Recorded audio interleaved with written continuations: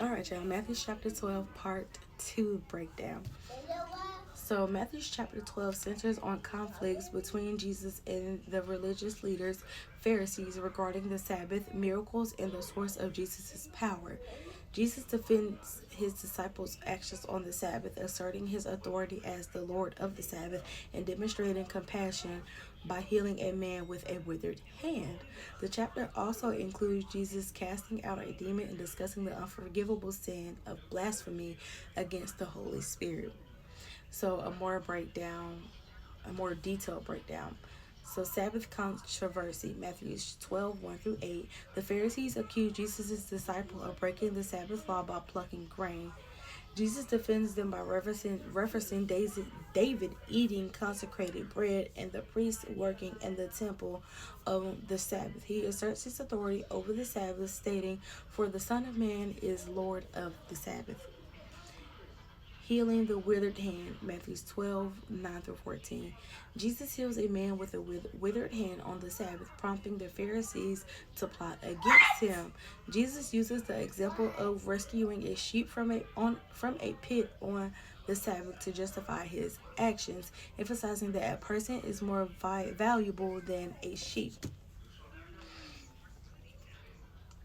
Casting out a demon, Matthew 22 through 37. Jesus cast out a demon from a man who was blind and mute.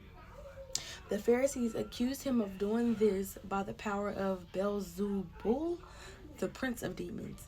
Jesus refutes this claim, arguing that a kingdom divided against itself cannot stand and that his actions demonstrate the power of God, period, not Satan. He also warns them about the unforgivable sin of blasphemy against the Holy Spirit.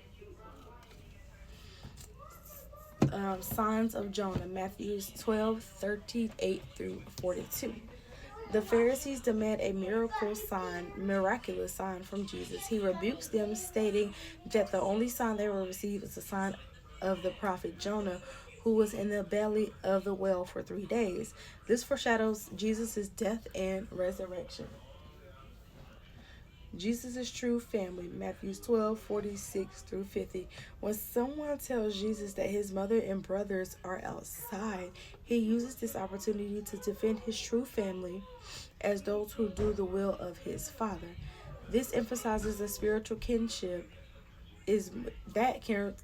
spiritual kinship is more important than physical relationships. All right, y'all, that is a breakdown of part 2. I'll see you guys later. Bye.